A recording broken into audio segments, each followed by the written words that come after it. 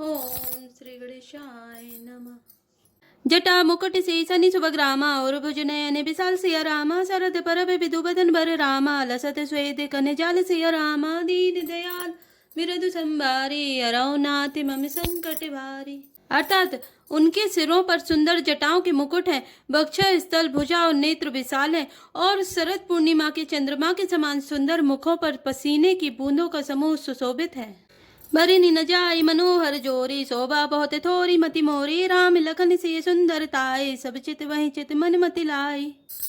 अर्थात उस मनोहर जोड़ी का वर्णन नहीं किया जा सकता क्योंकि शोभा बहुत अधिक है और मेरी बुद्धि थोड़ी है। श्री राम लक्ष्मण और सीता जी की सुंदरता को सब लोग मन चित्त और बुद्धि तीनों को लगाकर देख रहे हैं।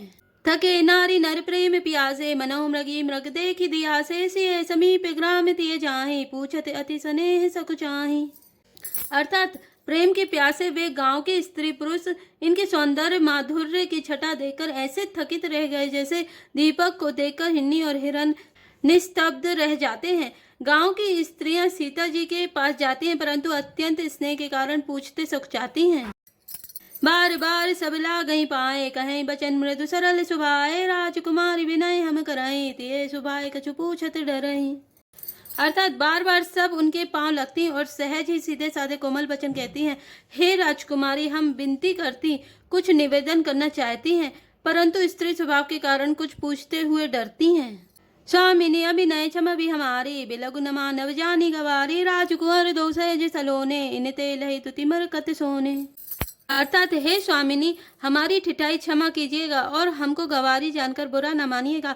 ये दोनों राजकुमार स्वभाव से ही लवण्यमय परम सुंदर है। मरकत मणि पन्ने और स्वर्ण ने कांति इन्हीं से पाई है। अर्थात मरकत मणि में और स्वर्ण में जो हरित और स्वर्ण वर्ण की आभा है वह इनकी हरिताभ नील और स्वर्ण कांति के एक कण के बराबर भी नहीं है। श्यामल गौर किशोर बर रामा सुंदर सुषमायन सिया रामा शरद सरबरी नाथ मुकुरामा शरद सरोरोहनयन सिया रामा दीन दयाल विरतु संभारे अरौ नाथ मम संकट भारी।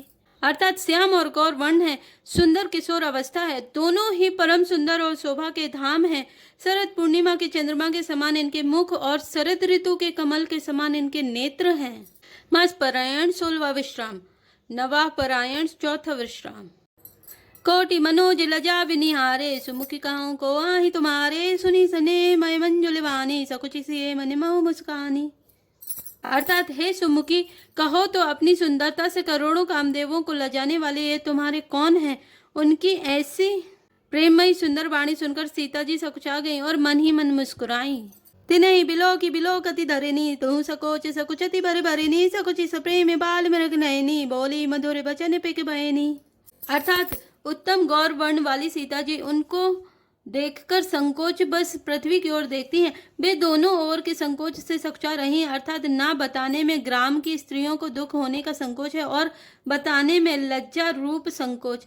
हिरण के बच्चे के सदृश नेत्र वाली और कोकिला की सी बाणी वाली सीता जी सकुचाकर प्रेम सहित मधुर वचन बोली। सहज सुभाए सुभग तन गोरे नाम लखन लघु देवर मोरे बहुरी बदन विदुअन चल ढाकी पिए तन चितई भौय करी बाकी।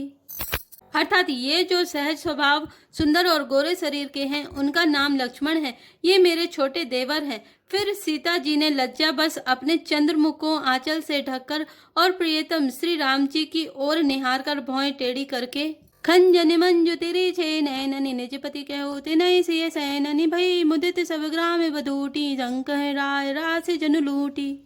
अर्थात खंजन पक्षी के से सुंदर नेत्रों को तिरछा करके सीता जी ने इशारे से कहा कि ये श्री रामचंद्र जी मेरे पति हैं। यह जानकर गांव की सब युवती स्त्रियां इस प्रकार आनंदित हुई मानो कंगालों ने धन की राशियां लूट ली हों। अति सप्रेम सिय पाए परि रामा बहु विधि देहि असी सिय रामा सदा सुहागिनी हो तुम रामा जब लगी मही असी सिय रामा दीन दयाल विरतु संभारे रहो नाथ मम संकट भारे। अर्थात वे अत्यंत प्रेम से सीता जी के पैरों पड़कर बहुत प्रकार से आशीष देती हैं, शुभ कामना करती हैं कि जब तक शेष जी के सिर पर पृथ्वी रहे तब तक तुम सदा सुहागिनी बनी रहो। पार्वती समपति प्रिय हो, देवी न हम पर छाड़व छो, पुनि पुनि विनय करे कर चोरी, जोए मारग फिरे बहोरी। अर्थात और पार्वती जी के समान अपने पति की प्यारी हो, हे देवी हम पर कृपा न छोड़ना, बनाए रखना। हम बार बार हाथ जोड़कर विनती करती हैं, जिसमें आप फिर इसी रास्ते लौटे। दर्शनु देव जानी निज दासी, लखी सिय सब प्रेम पियासी, मधुर वचन कही कही परितोषी, जन कुमुदिनी कौमुदी पोसी। अर्थात और हमें अपनी दासी जानकर दर्शन दे। सीता जी ने उन सबको प्रेम की प्यासी देखा और मधुर वचन कह कहकर उनका भली भांति संतोष किया, मानो चांदनी ने कुमुदनियों को खिलाकर पुष्ट कर दिया हो। तब लखन रघुबर रुख जानी, पूछे मगु लोगन मृदुबानी, सुनते नारी नर भये दुखारी, पुलकित गाते बिलोचन बारी। अर्थात उसी समय श्री रामचंद्र जी का रुख जानकर लक्ष्मण जी ने कोमल वाणी से लोगों से रास्ता पूछा। यह सुनते ही स्त्री पुरुष दुखी हो गए, उनके शरीर पुलकित हो गए और नेत्रों में वियोग की संभावना से प्रेम का जल भर आया। मिटा मोदु मन भय मलीने, विधि निधि दीन लेत जनु चीने, समझ करम गति धीरजु कीना, सोधि सुगम मधु तिन कही दीना। अर्थात उनका आनंद मिट गया और मन ऐसे उदास हो गए मानो विधाता दी हुई संपत्ति छीने लेता हो। कर्म की गति समझकर उन्होंने धैर्य धारण किया और अच्छी तरह निर्णय करके सुगम मार्ग बतला दिया। लखन जान की सहित तब रामा, गबन कीन रघुनाथ सिया रामा, फेरे सब प्रिय वचन कही रामा, लिए लाई मन साथ सिया रामा, दीन दयाल विरत संभारे, रघुनाथ मम संकट भारी। अर्थात तब लक्ष्मण जी और जानकी जी सहित श्री रघुनाथ जी ने गमन किया और सब लोगों को प्रिय वचन कहकर लौटाया, किंतु उनके मनों को अपने साथ ही लगा लिया। फिरत नारी नर अति पछताए, देहि दोष देहि मन माहि, सहित विषाद परस्पर काए, विधि कर तब उलटे सब आए। अर्थात लौटते हुए वे स्त्री पुरुष बहुत ही पछताते हैं और मन ही मन देव को दोष देते हैं। परस्पर बड़े ही विषाद के साथ कहते हैं कि विधाता के सभी काम उल्टे हैं। निपट निरंकुश निठुर निशंकु, जय शशिकीन सरुज सकल अंकुर, रूख कल्प तरु सागर खारा, तेहि पटे बन राजकुमारा। अर्थात वह विधाता बिल्कुल निरंकुश, स्वतंत्र, निर्दय और निडर है, जिसने चंद्रमा को रोगी, घटने बढ़ने वाला और कलंकी बनाया, कल्प वृक्ष को पेड़ और समुद्र को खारा बनाया, उसी ने इन राजकुमारों को वन में भेजा है।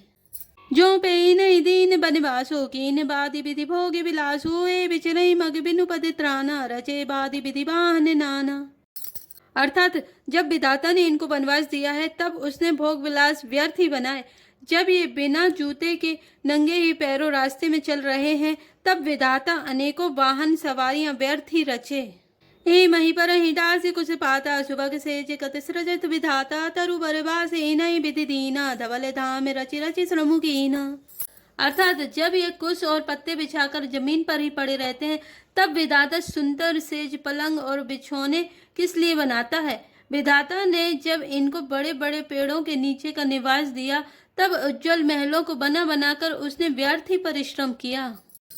जो ए मुनि पटेधर जटिल रामा, सुंदर सुटी सुकुमार सिया रामा, विविध भांति भूषण वचन रामा, बाद किए करतार सिया रामा, दीन दयाल बिरदु संभारे, रघुनाथ मम संकट भारी। अर्थात जो ये सुंदर और अत्यंत सुकुमार होकर मुनियों के बलकल वस्त्र पहनते और जटा धारण करते हैं, तो फिर करतार विधाता ने भांति भांति के गहने और कपड़े वृथा ही बनाए।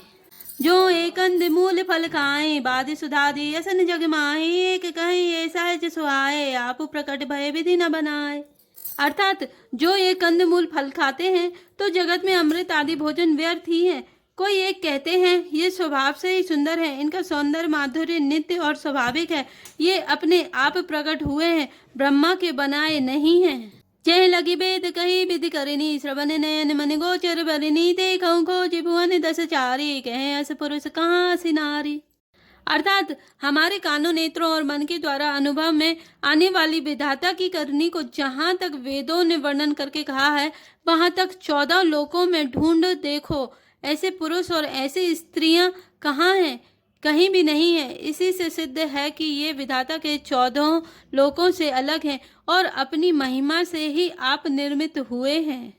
इन्हीं देख विधि मनु अनुरागा, पटतर जोग बना वही लागा, कि इन बहुत श्रम एक न आए, ईर्षा बन आनी दुराए। अर्थात इन्हें देखकर विधाता का मन अनुरक्त मुग्ध हो गया, तब वह भी इन्हीं की उपमा के योग्य दूसरे स्त्री पुरुष बनाने लगा।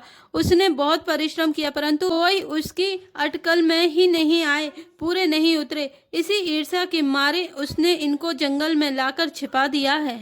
एक कहाई हमें बहुत न जाने, आप ही परम धन्य करी मानहि, ते पुनि पुण्य पुंज हम लेके, जे देखहि देखी जिन देखे। अर्थात कोई एक कहते हैं हम बहुत नहीं जानते, हाँ अपने को परम धन्य अवश्य मानते हैं जो इनके दर्शन कर रहे हैं, और हमारी समझ में वे भी बड़े पुण्यवान हैं जिन्होंने इनको देखा है, जो देख रहे हैं और जो देखेंगे। ए विधि कहीं कहीं बचन प्रिय रामा, ले ही नयन भरी नीर सिया रामा, किमि चली हई मारग अगम रामा, सुटी सुकुमार शरीर सिया रामा, दीन दयाल बिरध संभारे, अरौ नाथ मम संकट भारे। अर्थात इस प्रकार प्रिय वचन कह कहकर सब नेत्रों में प्रेम अश्रुओं का जल भर लेते हैं और कहते हैं कि ये अत्यंत सुकुमार शरीर वाले दुर्गम कठिन मार्ग में कैसे चलेंगे। जय श्री राम, जय जय हनुमान।